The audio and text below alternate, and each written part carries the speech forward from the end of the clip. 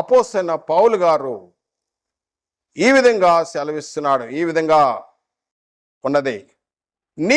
రెండవ వచనము నుండి, నీవు అనేక సాక్షుల ఎదుట నా వల్ల వినిన సంగతులు ఇతరులకు బోధించుటకు సామర్థ్యం గల నమ్మకమైన మనుషులకు అప్పగించము. క్రీస్తు యేసు యొక్క మంచి సైనికుల వలె నువ్వు నాతో కూడా శ్రమ అనుభవించము. దేవుని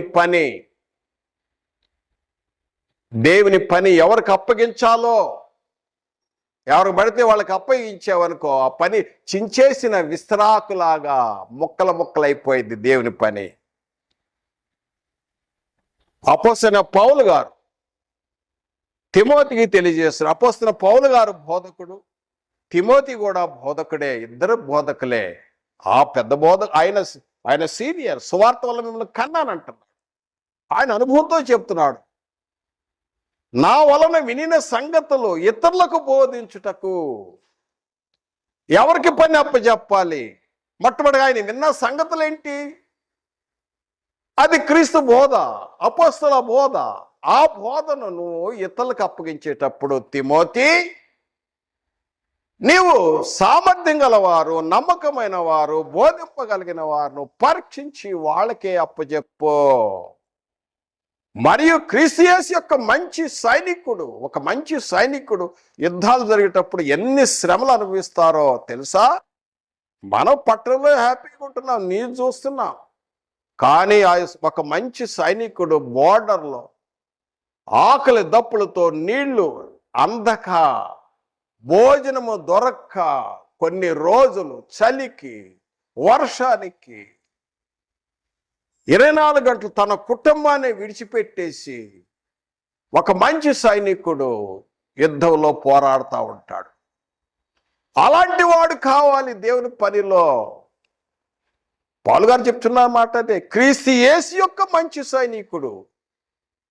అది భౌతికమైతే ఇది ఆత్మ సంబంధమైన మంచి సైనికుడు. ఒక మంచి సైనికుడు శ్రమ అనుభవించడానికి రావాలి. ఏదో హోదాల కోసం రాకూడదు, పలుకుబడి కోసం రాకూడదు. దేవుని పనికి ఎవరికో దేవుని పని ఇది. దేవుని పనిలో వచ్చేవారు పౌలు గారు చెప్తున్నాడు, తిమోతి చెప్తున్నాడు, నా వలన వినిన సంగతులు ఇతరులకు నేను నీకు అందజేశాను, నువ్వు ఇతరులకు అందజేయాలి.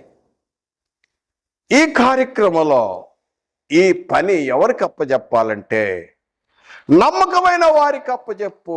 బోధింపదగిన వారికి, సామర్థ్యం కలిగిన వారికి, భక్తి గల వారికి, మంచి క్యారెక్టర్ కలిగిన వ్యక్తికి పని అప్పచెప్పు.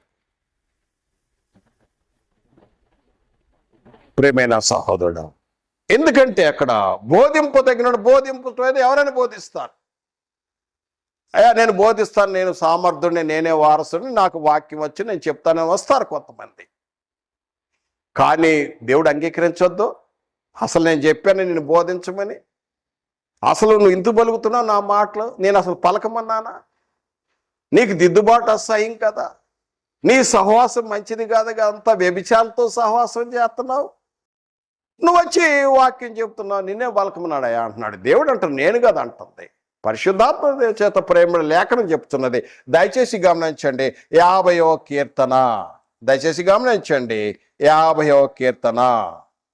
50వ కీర్తనలో మనం చూసినట్టయితే ఇక్కడ 50వ కీర్తనలో 16, 17, 18 వచనాలు చదువుతున్నాను. 16వ వచనం, 50వ కీర్తన 16వ వచనం. భక్తిహీనులతో దేవుడు ఇట్లు సెలవిచ్చుచున్నాడు, నా కట్టడలు వివరించుట నీకేం పని? నా నిబంధన నీ నోట పలుకుటేమి? దిద్దుబాటు నీకు అసహ్యం కదా, నీవు నా మాటలు వెనుకకు త్రోసివేసితివి. 18వ వచనం, నీవు దొంగను చూసినప్పుడు దొంగతో ఏకమించావు కదా, వ్యభిచారంతో నీవు సాంగత్యం చేసేదు. నీ సహవాసం ఎవరితో ఉంది? వ్యభిచారంతో ఉంది, దొంగలతో ఉంది. నువ్వు వచ్చే వాక్యం చెప్తానంట. ముందు దేవుడు అంటున్నాడు, అలాంటి వ్యక్తిని ఏమనంటే భక్తిపోడు అంటల్లా, భక్తిహీనులతో దేవుడు ఇలాగూ సెలవిచ్చుచున్నాడు. అసలు నా మాటలు నిన్ను పలకటానికి నేను బలకమన్నానా? నా మాటలు, నా కట్టలు వివరించటం ఏమి? నీకు దిద్దుబాటు ఇష్టం లేదు కదా, నీ లోపాలు సరి చేసుకోవు కదా, నువ్వు సవరణ చేసుకోవు కదా. ఎక్కడ లోపాలు ఉన్నాయో, అవును ప్రభు నా తప్పులు నేను సరిదిద్దుకోవాలి, సరి చేసుకోవాలి. అలా కాకుండా వచ్చి ఈ విధంగా, ఎందుకంటే దేవుని వాక్యం సెలవిచ్చినది, అందరూ బోధకులై ఉండొద్దు, రేపు తీర్పు ఉంటుంది. నువ్వేం పలుకుతున్నావో దాని ప్రకారం తీర్పు ఉంటుంది. ఎందుకంటే మనం చేసే సేవ మామూలు సేవ కాదు, దహించు అగ్నితో చేస్తున్నాం దేవుని పని. దహించు అగ్నితో ఒక బోధకులు, ఒక సువార్తికులు ఎవరితో పనిచేస్తారు? తండ్రి అయిన దేవుడు తన కుమారుడైన యేసుక్రీస్తు పరిశుద్ధులతో చేసే ఈ యొక్క సహవాసంలో ఈ పరిచర్య చాలా గొప్పది. అందులో దహించు అగ్నితో చేస్తున్నాం. హెబ్రీ పత్రిక 12వ అధ్యాయం 28-29 వచనాలు. హెబ్రీ పత్రిక 12వ అధ్యాయం 28-29 వచనాలు. అందువలన మనం నిత్యమైన రాజ్యం పొంది దైవ కృప కలిగి మనం దేవునికి ప్రీతికరమైన సేవ చేయదము. ఆ కృప కలిగి దేవునికి వినయ భయభక్తులతో దేవునికి ప్రీతికరమైన సేవ చేయదము. ఏలయనగా మన దేవుడు దహించు అగ్నితో మనం చేస్తున్నాం. ఏదో భయపెట్టాలని కాదు నా ఉద్దేశం. జాగ్రత్త పడాలి, లోటుపాట్లు దిద్దుబాట్లు చేసుకోవాలి. కనుక పౌలు గారు అదే అంటాడు, ఓ తిమోతి, నీవు నా వల్ల వినిన సంగతులు, ఈ క్రీస్తు బోధ, అపోస్తల బోధ ఇతరులకు అందజేసే వాళ్ళకి, నమ్మకమైన వారికి వాళ్ళకే పని అప్పచెప్పు. ఎవరికి అప్పచెప్పాలి? సామర్థ్యం గలవారు, బోధింపదగిన వారు, నమ్మకమైన వారు, భక్తి గలవారు, మంచి క్యారెక్టర్ కలిగిన వారు, వారికి పని అప్పచెప్పాలి. లేకపోతే దేవుని పని ఎలాగైతుందంటే కొద్ది రోజులకే చించేసిన విస్తరాకు అంటే తెలుసా? మనం ఇంత భోజనం ఒక ఇస్తరాకులు పెట్టి అక్కడ బయట పెట్టామనుకో, 3-4 కుక్కలు వచ్చేది, 3-4 ముక్కలు లాగేస్తాయి, తల ఒక ముక్క లాగేసుకుంటుంది. పాత నిబంధనలు అదే జరిగింది. మొదటి రాజు గ్రంథం 12వ అధ్యాయం మనం చదివినాం. ఎప్పుడు అవకాశం దొరికిద్దాని యెరోబాము పక్కనే ఉన్నాడు, ప్రతి మీటింగ్లో పక్కనే ఉన్నాడు. యెరోబాము అవకాశం దొరకగానే రెహబాం చేసిన పొరపాటు, పెద్దలను పక్కనెట్టేసి తనతో పొగిడే వాళ్ళని పోగు చేసుకోవటం వలన ఆ యొక్క మాట వినగానే 2 భాగాలు ఎట్లయిపోయిందో, దేవుని పని కూడా అంతే. ఈరోజు అంశము 2వ భాగంలో ఏంటండి? పెద్దల సలహాలను, పెద్దల ఆలోచనలు గౌరవించి, అది న్యాయబద్ధమైనతే మనము దాని ప్రకారం నడుచుకోవాలి. ఆ పని చేయటానికి వచ్చిన వ్యక్తి ఏ విధంగా ఉండాలి? నమ్మకమైన వ్యక్తి, సామర్థ్యం గల వ్యక్తి, బోధింపదగిన వ్యక్తి, అనుభవం కలిగిన వ్యక్తి. అనుభవాలు అవసరం. మంచి సహవాసం. నీ సహవాసం ఎలా ఉంది? మోసపోకుండా దుష్ట సాంగత్యం, మంచి నడవడం చెడుపును. సహవాసం, మంచి సహవాసం, పెద్దలతో, పెద్దల ఆలోచనలు తీసుకొని ఆ పని అప్పచేయాలి, పని చేయాలి. ఇది 2. మొట్టమొదటిగా మనము చూసినట్లయితే ఈరోజు అంశంలో పెద్దలు, ముసలివారు, వృద్ధులు గౌరవించి సన్మానించవాలని మొదటి భాగము. 2వ భాగము పెద్దలను, ఆలోచనలను గౌరవిస్తూ ఆ పనిని నమ్మకమైన వారికే అప్పగిస్తూ గౌరవిస్తూ ఉండాలి. అలాంటి పెద్దలను గౌరవిస్తూ ఉండాలి. 3వదిగా చూసినట్టయితే తీతు పత్రికలో 2వ అధ్యాయం 3-5 వచనాల్లో అక్కడ ఏముందంటే, వృద్ధ స్త్రీలు యవనస్తుల స్త్రీలకు వాళ్ళు బోధించాలి. యవన స్త్రీలు వృద్ధ స్త్రీలను గౌరవించాలి.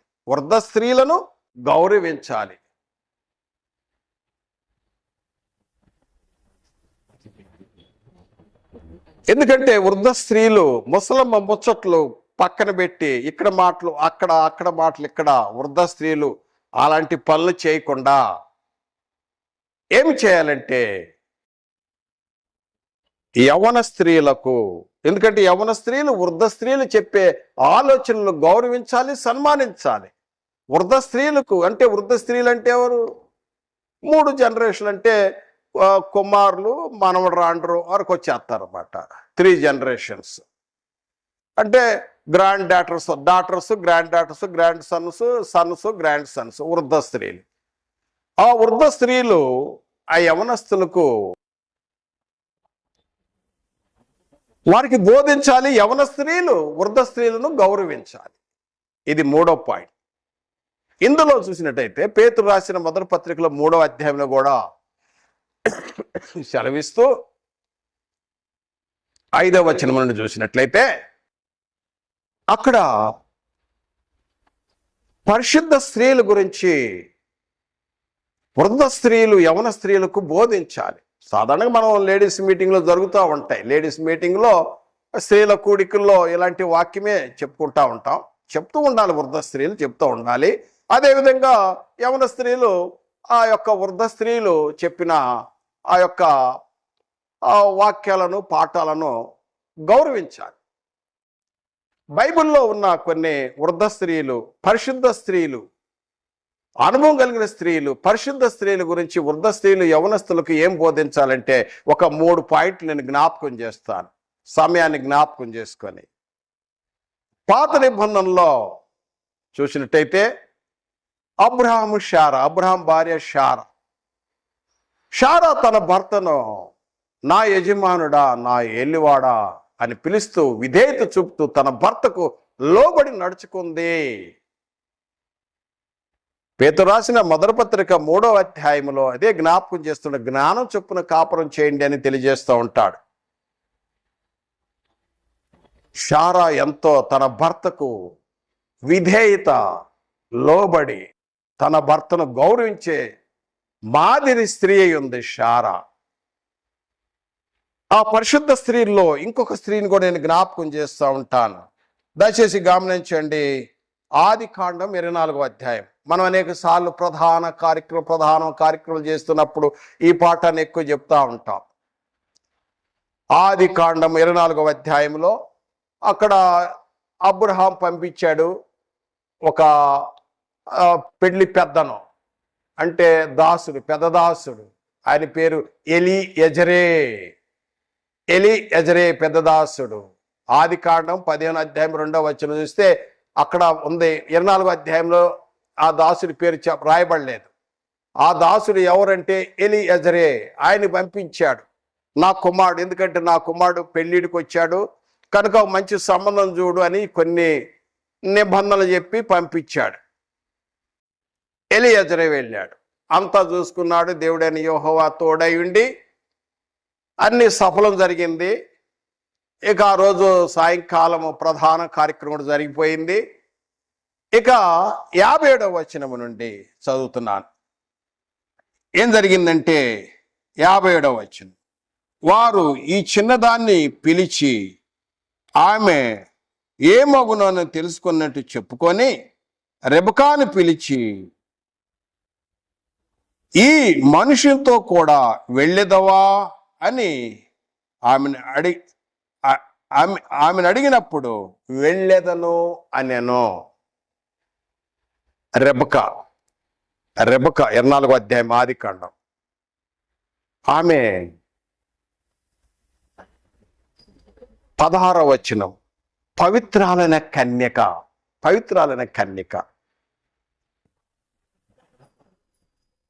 మరి ఎలియజరే దేవుని యొక్క సంకల్పంలో నడిపింపు ప్రకారము ఈమెను నిర్ధారణ చేసుకున్నాడు. లాబాను రెబకా బ్రదరు బెతీయేలుతో అంతా ఒప్పందం అయిపోయింది. అన్నపానాలు, భోజనాలు, వస్తువులు మార్చుకోవటం కార్యక్రమం అయిపోయింది. అందుకే నేను ప్రధానం అన్నాను. ఈ రోజుల్లో ప్రధాన కార్యక్రమాలు అట్లా చేస్తూ ఉంటారు. విలేజ్ల్లో, గ్రామాల్లో నేను చూస్తూ ఉంటాను. కనుక అయిపోయిన తర్వాత అక్కడ రెబకాని అడిగారు వాళ్ళ కుటుంబీకులు, వాళ్ళ సహోదరుడు, తండ్రి, వాళ్ళ తల్లి, వాళ్ళందరూ అడిగారు. అమ్మ రెబకాని పిలిచారు. అమ్మా రెబకా, నీవు ఈ మనిషినితో అంత దూర ప్రాంతం వెళ్ళాలి, అబ్రహాము కుటుంబానికి నువ్వు కోడలుగా వెళ్తున్నావు, అది పెద్ద కుటుంబం, మరి నువ్వు ఇక్కడ మమ్మల్ని విడిచి నీకు ఇష్టమేనా వెళ్ళటం అని అడిగారు. అప్పుడు రెబెకా అన్నది, నేను వెళతాను అని మనస్ఫూర్తిగా చెప్పింది ఆమె, ఇష్టపూర్వకంగా. ఒకవేళ నేను వెళ్ళను అన్నదనుకో, ఆ రోజు ఆ కార్యక్రమం క్యాన్సిల్ అయిపోయేది. ఎందుకంటే ముందే చెప్పాడు అబ్రహాం ఎలియాజరుతో, ఒకవేళ ఆమె గనక ఇష్టపడకపోతే వద్దు అన్నాడు. అంతే. 8వ వచనం, ఆదికాండం 24వ అధ్యాయం 8వ వచనం. అప్పుడే క్యాన్సిల్ అయిపోయేదే ప్రోగ్రాం. కానీ రెబెకా ఏమన్నది, మనస్ఫూర్తిగా నేను వెళతాను, అక్కడికి వెళతాను, ఈ మనుషులతో నేను వెళతాను అని చెప్పినప్పుడు, అప్పుడు 58వ వచనంలో దయచేసి గమనించండి, రెబెకాను పిలిచి వారు ఏమన్నారంటే, ఈ మనుషునితో కూడా వెళ్ళేదువా అని అడిగినప్పుడు వెళ్ళేదును అనెను.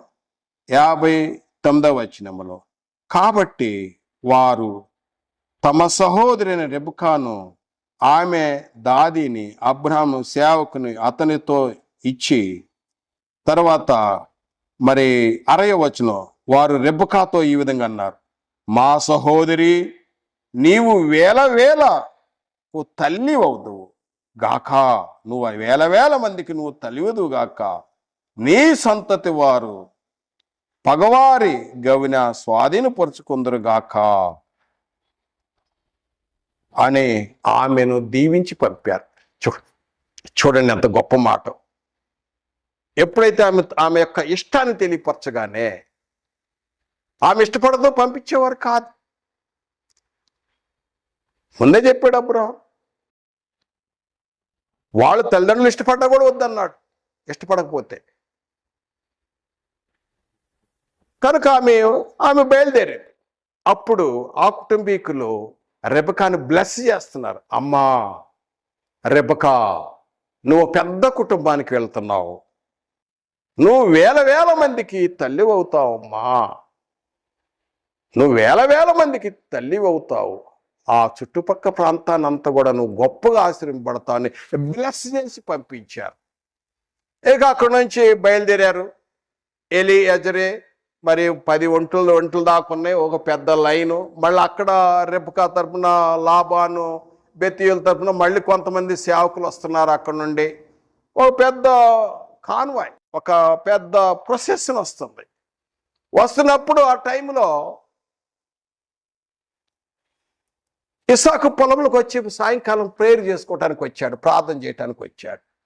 వచ్చేసరికి ఆ యొక్క ఒంటిల మీద వస్తున్నప్పుడు ఆ పొలంలో ఉన్న ఆ ఇస్సాకును చూసింది. ఆ ఒంటి మీద ఉండి ఆ రెబెకా అడిగింది, ఎలియాజర్ని అడిగింది, అయ్యా ఎవరు ఆ కుర్రోడు, ఎవరు ఆ కుర్రోడు, ఎవరు? ఆయనే నా యజమానుడు, రేపు నీతో మ్యారేజ్ కాబోయే, రేపు మీ పెళ్లి జరగబోయేది ఆయనతోటే, ఆయనే నీకు భర్త కాబోయాను ఆయన. వెంటనే ఆమె ఏం చేసిందంటే ముసుగు వేసుకుంది. వెంటనే చూడండి రెబెకా ఎంత గౌరవం. 16వ వచనం చూసాము, ఆమె ఎంతో గుణవతి అయిన కన్యక, పవిత్రాలైన కన్యక. 16వ వచనం 24-16లో, ఏ పురుషుడును కూడా లేదని రాయబడింది. అందమైన కన్యక. మరియు ఎప్పుడైతే ఈయన యజమాడని తెలియపరిచిందో, చెప్పాడో, వెంటనే ఆమె ముసుగు వేసుకుంది. ఈ ముసుగు వేసుకునే కార్యక్రమం పెళ్లిలో కూడా ముసుగేస్తారు, ముసుగు వేయిల్స్, పెళ్లి కుమారుడు చేత ముసుగు తీపిస్తూ ఉంటారు. అంత మాత్రమే కాదు, సంఘంలో కూడా కూర్చున్నప్పుడు స్త్రీలు ముసుగు వేసుకోండి అని హెచ్చరిస్తూ ఉంటాం. సంఘానికి శిరస్సు క్రీస్తు, స్త్రీకి శిరస్సు పురుషుడు. సంఘములో స్త్రీ ముసుగు వేసుకోవాలి. కనుక ఈ సాంప్రదాయం మనకి ఎక్కడి నుంచి వచ్చింది? ఇది హెబ్రీ సాంప్రదాయం. ఇజ్రాయెల్, ఇజ్రాయెల్ రాలేదు కదా అప్పటికి. హెబ్రీ సాంప్రదాయం, హెబ్రీ సాంప్రదాయం. ఈ హెబ్రీ సాంప్రదాయం ఎప్పుడైతే ఈయన యజమానుడు అని చెప్పగానే వెంటనే ఆమె ముసుగేసుకుంది. ఇది ఎంత గౌరవం చూడండి. నేను చదువుతాను, దయచేసి గమనించండి. మనం చూసినట్లయితే, నా ప్రియ సహోదరుడా, ఇక్కడ మరి ఈ వచనాలు లాస్ట్ వచనాల్లో ఈ విషయం ఉన్నది. తర్వాత భాగం. ఇప్పుడు ఎన్ని పాటలు చూసినా, ఒకటి వృద్ధులు కనపడినప్పుడు, వాళ్ళు ఎదుట నిలబడినప్పుడు వాళ్ళు ఘనపరచాలి, మొదటిది. రెండవది పెద్దల యొక్క సలహాలు తీసుకోవాలి. మూడవది వృద్ధ స్త్రీలు పరిశుద్ధుల స్త్రీల గురించి బోధించాలి యవన స్త్రీలకు. ఇంకొక విషయం కూడా చెప్పాలని ఆశ కలిగి ఉన్నాను. సామెతల గ్రంథము 30వ అధ్యాయం, సామెతల గ్రంథము 31వ అధ్యాయంలో చూసినట్టయితే ఒక స్త్రీ ఉంటుంది. ఆమె పతివ్రత ధర్మము కలిగిన స్త్రీ. పతివ్రత ధర్మము అంటే ఆ నిర్వచనం ఏంటో ఇక్కడ చక్కగా వ్రాయబడింది బైబిల్లో. పతివ్రత ధర్మము నిర్వచనము 31వ అధ్యాయంలో చూసినట్టయితే ఆ స్త్రీ ఒక మంచి గుణవతి అయిన స్త్రీ గురించి 31వ అధ్యాయంలో మనం చూడగలుగుతాము. 10వ వచనము నుండి చదువుతున్నాను. గుణవతి అయిన భార్య దొరుకుట అరుదు, అట్టిది ముత్యము కంటే అమూల్యమైనది. ఆమె తన పెనిమిటికి ఎందు నమ్మిక ఉంచును, అతని లాభప్రాప్తికి వెలితికి కలగదు. ఆమె తాను బ్రతిక దినములన్నీ అతనికి మేలు చేయను గాని కీడే చేయదు. ఆమె కీడు చేయదు. ఈమె ఒక మంచి భార్య. ఇలాంటి పాఠాలు వృద్ధ స్త్రీలు సంఘములో యవన స్త్రీలకు చెప్తూ ఉండాలి. అదేవిధంగా యవన స్త్రీలు వృద్ధ స్త్రీల యొక్క చెప్పుచున్న మాటలను గౌరవిస్తూ అంగీకరించాలన్నమాట. ఇదే తీతు పత్రికలో 2వ అధ్యాయంలో 3 నుండి 5 వచనాలు, పేతురు రాసిన మొదటి పత్రిక 3వ అధ్యాయంలో 5వ వచనం నుండి ఇదే సత్యాన్ని. వృద్ధ స్త్రీలు, పరిశుద్ధ స్త్రీలు వాళ్ళు జీవించిన జీవితాన్ని వృద్ధ స్త్రీలు యవన స్త్రీలకు చెప్తున్నప్పుడు యవన స్త్రీలు వృద్ధ స్త్రీలు బోధిస్తున్న మాటను గౌరవించవాలి. ఇక్కడ ఒక స్త్రీ ఉన్నది. ఆమె ఏంటంటే ఆమె గుణవతురాలు. తన భర్తకు మేలే చేసిద్ది, కీలి ఏమి చేయదు. ఆమె గురించి ఏం చెప్తారంటే వాళ్ళ కుటుంబీకులు ఇక్కడ చూడండి 31వ అధ్యాయము 29వ వచనంలో, ఆమె కుమారు లేచి ఆమెను ధన్యురాలనందురు. చాలా మంది కుమార్తెలు పతివ్రత ధర్మమును అనుసరించి ఉన్నారు గాని వారందరిని నువ్వు మించిన దానివని, ఆమె మించిన దానివని ఆమె పెనిమిటి ఆమెను పొగుడను. భర్త పొగుడుతాడు. ఒక పతివ్రత ధర్మము నిర్వచనం. ఒక పతివ్రత ధర్మను అనుసరించే స్త్రీని తన భర్త మెచ్చుకుంటాడు, తన పిల్లలు కుమారులు మెచ్చుకుంటారు కదండి. ఇలాంటి పాఠాలు వృద్ధ స్త్రీలు యవన స్త్రీలకు చెప్పాలి. అమ్మా, ఒక గుణవతి భార్యగా ఉండు, నీ భర్తకు మేలు చేసేదానిగా ఉండు. ఇంకా వచనాలు ఆ స్త్రీ ఏ విధంగా చేసిద్దంటే చూడండి. తర్వాత చూసినట్టయితే 15వ వచనం, ఆమె చీకటితోనే లేచి తన ఇంటి వారికి భోజనము సిద్ధపరచును, తన పనికెత్తులకు బెత్తం ఏర్పరచును. మళ్ళీ తర్వాత 17వ వచనం, ఆమె నడిమి కట్టు చేత నడుము బలపరుచుకొని చేతులతో బలముగా పని చేయును. తర్వాత 20వ వచనం, దీనులకు తన చేయి చాపును, దరిద్రులకు తన చేయి చాపును. తర్వాత 23వ వచనం, ఆమె పెనిమిటి దేశపు పెద్దలతో కూడా కూర్చుండును, గవని యొద్ద పేరుగొని వాడై ఉండును. భర్తకు మంచి పేరు తెచ్చింది. భర్తకు సిగ్గు తెచ్చే భార్యగా ఉండదు గుణవతి అయిన భార్య. ఎంత చక్కని అంటే ఒక పతివ్రత ధర్మం కలిగిన స్త్రీ యొక్క లక్షణాలు ఏంటంటే ఈ వచనాలను బట్టి చూస్తే వాటి గుణవతి అయి భార్య ఉండటం దొరకటం కష్టమే, కానీ ఆమె గుణవతి అయి ఉంటుంది. భర్తకు తాను జీవించిన కాలం అంతా మేలే చేసిద్ది, కీడి చేయదు. తర్వాత పెందల కాళ్ళు వేసిద్ది. పళ్ళని చక్కబెట్టుకుంటుంది. తర్వాత అనేక మందికి వాళ్ళు ఎదురు చూస్తారు, అమ్మగారు ఏమి ఇచ్చిద్దో అని. వాళ్ళందరికీ సహాయపడతా ఉంటుంది, అందరికీ జీతాలు పంచుతూ ఉంటుంది. బయట కూడా చెప్పుకుంటా ఉంటారు. పేరు ప్రఖ్యాతులు తీసుకొచ్చి పెట్టింది, ప్రతిష్టలు, మంచి పేరు తీసుకొచ్చి సంపాదిస్తూ ఉంటుంది భర్తకు. ఎందుకంటే స్త్రీకి శిరస్సు పురుషుడు కదా, పురుషుణ్ణి ఎంతగానో హెచ్చించింది. కనుక ఇలాంటి వాక్యాలు సంఘములో వృద్ధ స్త్రీలు యవన స్త్రీలకు బోధిస్తూ ఉండాలి. బోధిస్తున్నప్పుడు యవన స్త్రీలు పెద్దలు చెప్తున్న మాట అంగీకరించాలి. ఇదే మన పాఠం.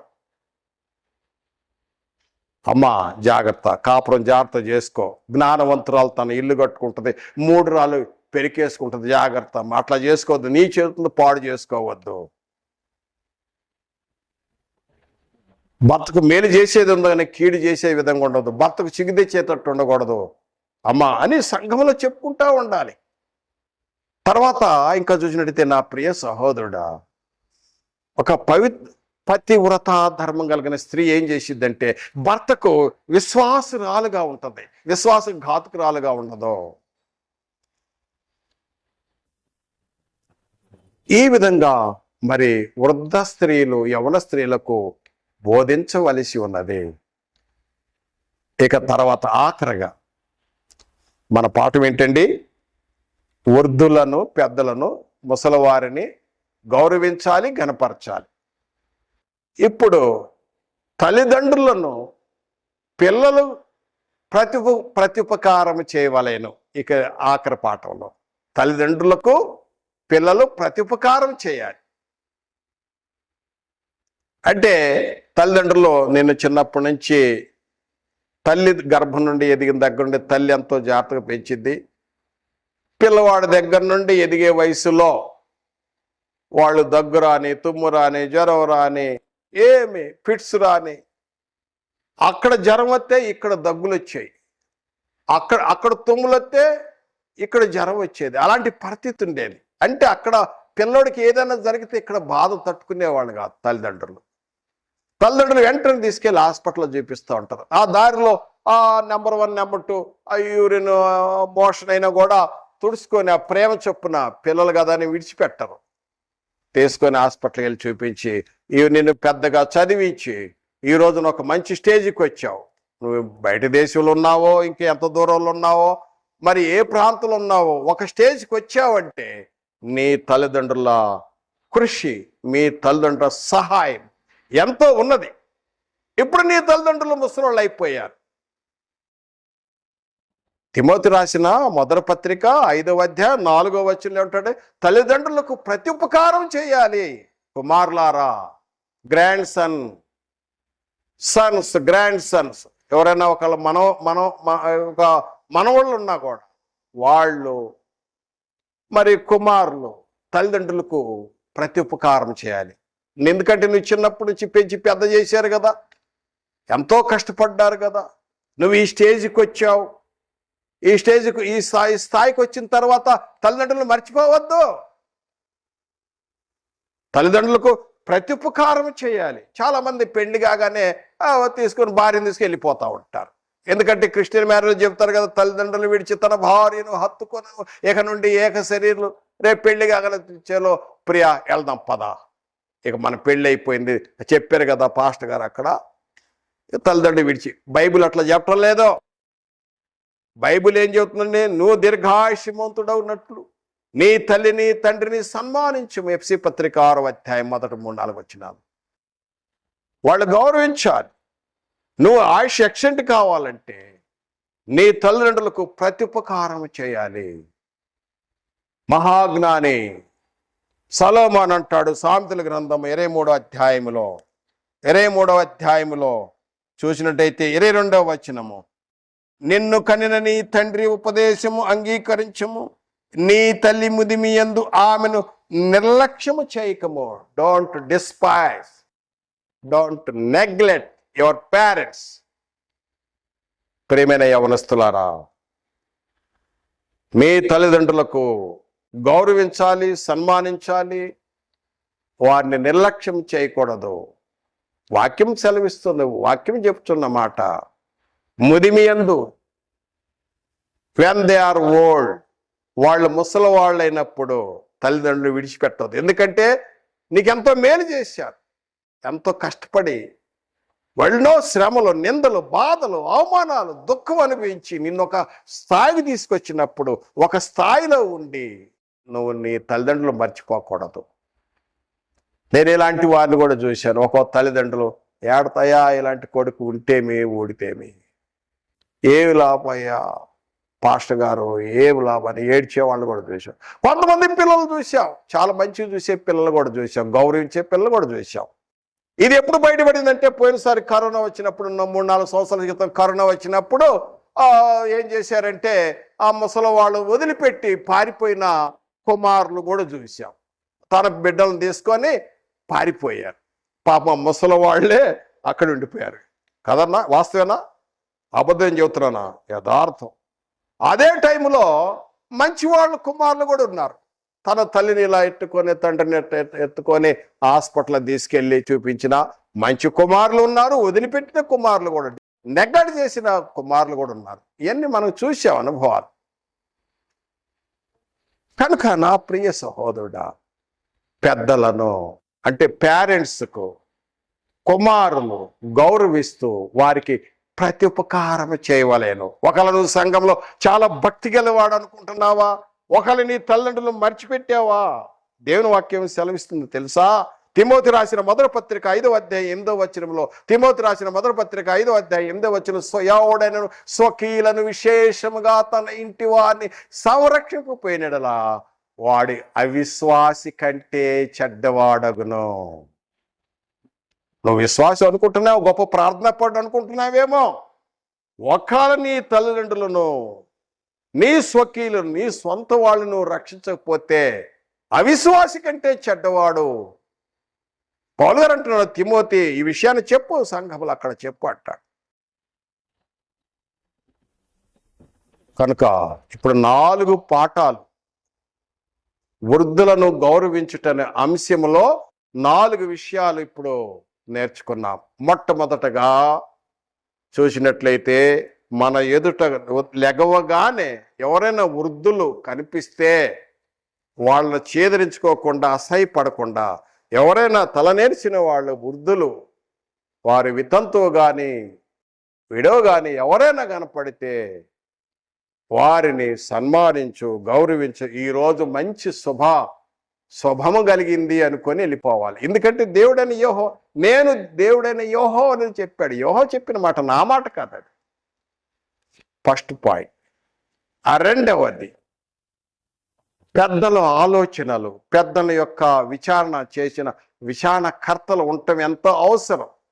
పెద్దలు నిర్లక్ష్య పెట్టి తనతో పెరిగిన యవనస్తులతో చేసినట్టయితే ఆ యొక్క రాజ్యము, రెహబాము రాజ్యము, చిన్నాభిమ ఆ పేరు అతనికే మిగిలిపోయింది. చరిత్ర చదువుతున్నాం, ఈ చరిత్ర ఈరోజు చరిత్ర చదువుతున్నాం. అలాగనే దేవుని పని కూడా అంతే.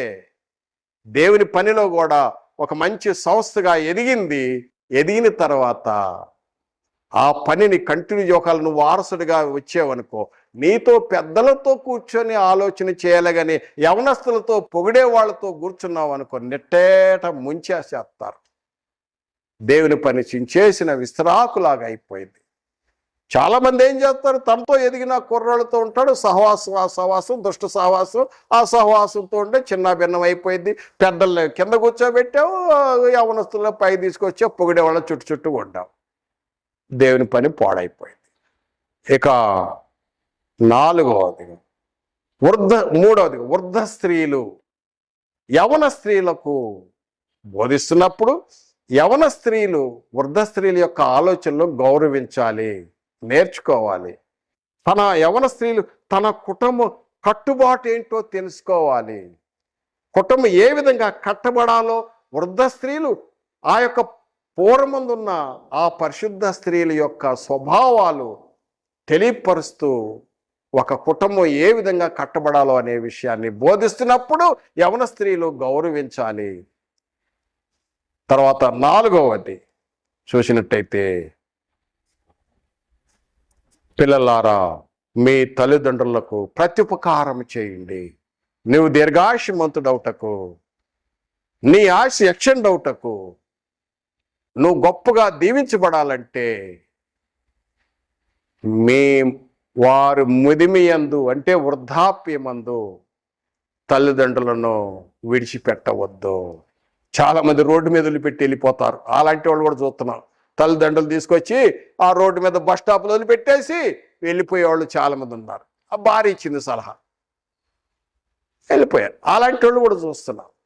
ఆ విధంగా చేయకూడదు. ఇక ఆఖరిగా ఈ వృద్ధాప్యం అనేది ఇది బ్లెస్డ్ ఏజ్. ఈ ఏజ్లో తల వెంట్రుకలు నరుస్తాయి. ఇది ఒక మానవ జీవితంలో లాస్ట్ స్టేజ్. ఈ స్టేజ్లో తాను యొక్క అనుభవాలు చాలా ఉంటాయి. ఈ అనుభవాలు మరి తనతో ఉన్నవారికి పంచుకుంటూ, నాయన ఎనండ్రా బాబు, ఈ విధంగా చేస్తే అబ్బాయ్, ఈ విధంగా చేస్తే బాగుపడతారు, ఇది ఇట్లా పోతే ఇట్లా జరిగింది, ఈ విధంగా పోతే ఈ విధంగా జరిగింది. ఈ యొక్క మెలకువలు, తన యొక్క జ్ఞానాన్ని యవనస్తులకు వృద్ధులు ఎప్పుడూ చెబుతూ ఉండాలి. వృద్ధులకి నో రిటైర్మెంట్, మరణం వరకు నమ్మకంగా ఉండాలి. అన్ని ఉద్యోగాలకి రిటైర్మెంట్ ఉంటాయి, దైవభక్తులు రిటైర్మెంట్ లేదు. ముసలోడు అయిందాకా పౌలు గారంటే నేను మంచి పోరాడి తిని విశ్వాసము లాస్ట్ వరకు నమ్మకంగా వృద్ధులు కూడా దేవునికి ఇష్టలుగా జీవిస్తూ సమయం దొరికిన కొలది ఆ యొక్క వారి యొక్క జ్ఞానాన్ని ఇతరులకు పంచిపెడుతూ కొన్ని మెటీరియల్ రాతపూర్వకంగా ఇలాంటి వర్తమానాల ద్వారా విడిచిపెట్టెళ్ళాలి. రేపు ఒకరోజు నేను అనుకోండి, ఒకరోజు అందరూ చూసుకునే అవకాశం ఉంటుంది. వృద్ధుల గురించి ఏదన్నా మెసేజ్ సేవకులు నేను వృద్ధుల గురించి బోధించాలని వెతికేవనుకో, వెంటనే కనపడింది మ్యాటరు. ఏంటి మ్యాటరు? అంశం ఏంటి చెప్పండి? వృద్ధులను గౌరవించవలెను. ఎన్ని విధాలుగా? ఒకటి, కనపడినప్పుడు గౌరవించాలి, పెద్దల ఆలోచన గౌరవించాలి, వృద్ధ స్త్రీలు యవన స్త్రీలకు మాటలు యవన స్త్రీలు గౌరవించాలి, తల్లిదండ్రులను పిల్లలు గౌరవించాలి. దేవుడి మేలత్వం ఆశ్రయించుగాక. ఆమేన్. చిన్న ప్రార్థన చేసుకుందాం. పరిశుద్ధైన తండ్రి, స్తుతి స్తోత్రాలు. ఈ వాక్యం మీది అనేక మంది హృదయాలు తాకినట్లుగా సహాయం చేయమని యేసు నామమున ప్రార్థించి వేడుకొంచున్నాము తండ్రి. ఆమేన్.